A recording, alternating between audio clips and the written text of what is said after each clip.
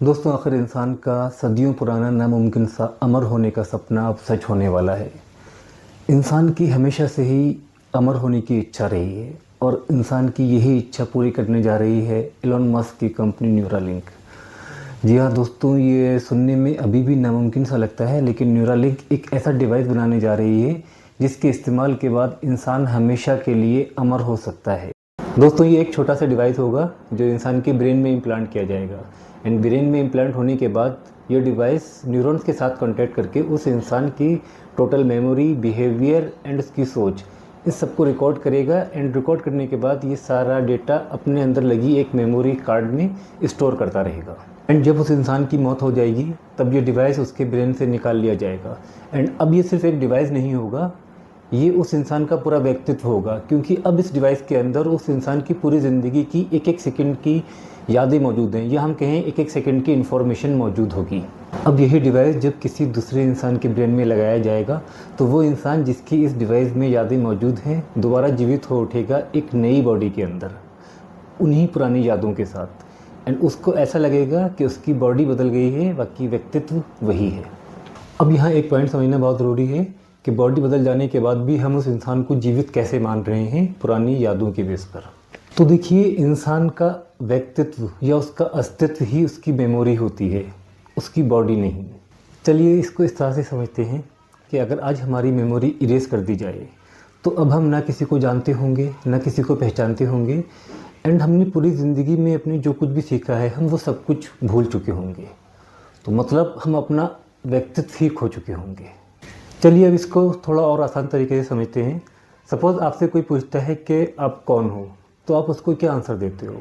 आप उसको अपना नाम बताते हो, फिर अपना फैमिली बैकग्राउंड, अपना एजुकेशनल एंड अपना प्रोफेशनल बैकग्राउंड के साथ साथ आप बताते हो कि मैं एक सॉफ्ट हार्टेड इंसान, या मैं गुस्से वाला, या मैं इमोशनल इंसान हूँ।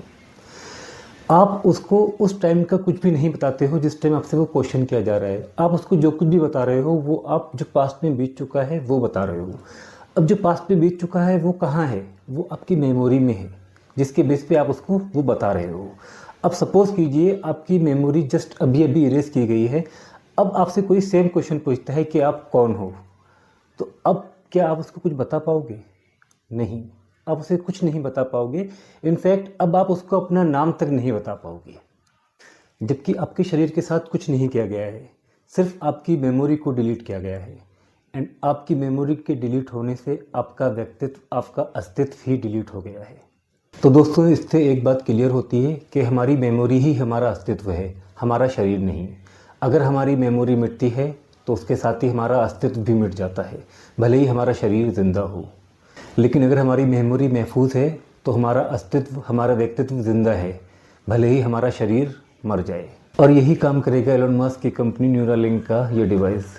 ये हमारी मेमोरी, मतलब हमारे अस्तित्व को ज़िंदा रखेगा, बस शरीर बदलते रहेंगे। अब ये डिवाइस कैसे काम करता है, इसकी वर्किंग समझने के लिए हमें पहले ये समझना पड़ेगा कि हमारा ब्रेन किस तरह से काम करता है, किस तरह से वो मेमोरी को स्टोर करता है। दोस्तों, हम जब भी कुछ करते हैं, जैसे हम कहीं जाते हैं, किसी से बात करते हैं, कुछ सीखते हैं, या खाली बैठकर हम कुछ सोचते भी हैं, इस सारी प्रोसेस के बीच न्यूरॉन्स कंटिन्यूसली एक दूसरे को सिग्नल्स ट्रांसफ़र करते हैं और अपने बीच एक कनेक्शन बनाते हैं जिसके अंदर एक एक मिली सेकेंड की इन्फॉर्मेशन स्टोर होती है। और इसी से हमारी यादें या मेमोरी बनती हैं। जितने स्ट्रॉन्ग कनेक्शंस होते हैं उतनी ही स्ट्रॉन्ग हमारी यादें होती हैं, और जब कनेक्शन बहुत वीक होते हैं तो हमारी यादें भी धुंधली होती हैं, जो वक्त के साथ हम भूल जाते हैं। असल में हमारी यादें या मेमोरी वो इन्फॉर्मेशन ही होती है जो न्यूरॉन्स ने स्टोर की होती है अपने बीच बने कनेक्शंस के पैटर्न में, और इन्हीं पैटर्न और कनेक्शंस पे काम करता है हमारा ये डिवाइस। ये इन्हीं पैटर्न और कनेक्शन को रीड करता है और इनके अंदर मौजूद इन्फॉर्मेशन को बाइनरी कोड में कन्वर्ट करके मेमोरी कार्ड में स्टोर करता है। अब जिस इंसान के ब्रेन में ये डिवाइस लगाया जाएगा उस इंसान की मेमोरी या यादें दो जगह सेफ होंगी। एक तो न्यूरॉन्स के बीच बने कनेक्शंस के पैटर्न के रूप में, दूसरा उस डिवाइस में लगे मेमोरी कार्ड में। जब उस इंसान की डेथ होगी तो उसकी वो मेमोरी तो ख़त्म हो जाएगी जो न्यूरॉन्स के पास थी, लेकिन जो मेमोरी कार्ड में सेफ है वो अभी भी सेफ है। और जैसे ही वो डिवाइस किसी दूसरी बॉडी में लगाई जाएगी, वही व्यक्तित्व दोबारा ज़िंदा हो उठेगा उस नई बॉडी में, और जितनी बार चाहो ये प्रोसेस रिपीट की जाती रहेगी, और इसी तरह वो व्यक्तित्व अमर हो जाएगा, बस शरीर बदलते रहेंगे। लेकिन अब सबसे बड़ा सवाल उठता है और वो ये है कि क्या ये सब कुछ प्रैक्टिकली पॉसिबल है? क्या कोई ऐसा डिवाइस बनाया जा सकता है जिसे किसी इंसानी दिमाग में इम्प्लांट किया जा सके और वो डिवाइस इंसानी दिमाग की जटिलताओं को समझकर वहाँ से इंफॉर्मेशन ले सके? तो हाँ दोस्तों, ये पॉसिबल है एंड न्यूरोलिंक कंपनी पहले ही इस तरह के सिमिलर 2 डिवाइस बना चुकी है जिनके नाम हैं telepath chip and blind site chip. और टेलीपैथी चिप को तो सन 2024 में एक इंसान नॉलैंड अरबॉग के दिमाग में सक्सेसफुली इम्प्लांट किया जा चुका है। नॉलैंड अरबॉग गर्दन से नीचे फुली पैरालाइज्ड इंसान थे। वो सोचने के अलावा अपने जिस्म से कोई और मूवमेंट नहीं कर सकते थे। लेकिन उनके इम्प्लांट के कुछ महीने बाद न्यूरोलिंक कंपनी ने उनका एक वीडियो जारी किया जिसमें साफ तौर पे देखा जा सकता है कि वो कंप्यूटर पे चेस खेल रहे हैं बिना किसी फिज़िकल कांटेक्ट के, बिना कर्सर को छुए, सिर्फ अपने दिमाग में सोचकर। और इसी तरह अब वो और भी बहुत सारे काम कर सकते हैं बिना किसी फिज़िकल कांटेक्ट के। जैसे वो कंप्यूटर में कोई भी कमांड दे सकते हैं, कंप्यूटर में कोई भी मेल टाइप कर सकते हैं, मेल सेंड कर सकते हैं, अपने फ़ोन में किसी को कॉल कर सकते हैं, किसी से बात कर सकते हैं टेक्स्ट के थ्रू। वो सारा काम जो अपने वो दिमाग में सोच के कर सकते हैं, वो सारे काम आज वो कर रहे हैं। तो दोस्तों, टेलीपैथ चिप की इम्प्लांटेशन एंड उसकी वर्किंग सब कुछ सक्सेसफुल रहा है एंड उसके सारे रिजल्ट सक्सेसफुल आए हैं।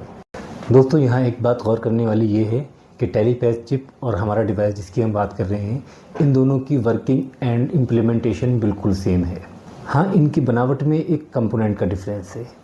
जो टेलीपैथ चिप है उसमें एक ब्लूटूथ डिवाइस लगा हुआ है जो न्यूरॉन से आ रहे सिग्नल्स को बॉडी के बाहर दूसरे डिवाइसेस जैसे कंप्यूटर, टीवी, लैपटॉप में भेजेगा।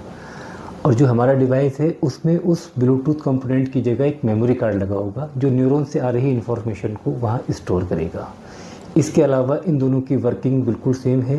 तो दोस्तों, इन बेसिस पे हम कह सकते हैं कि बहुत जल्द हमारा वाला ये डिवाइस जो इंसान को अमर बनाएगा, ये बन के तैयार हो जाएगा।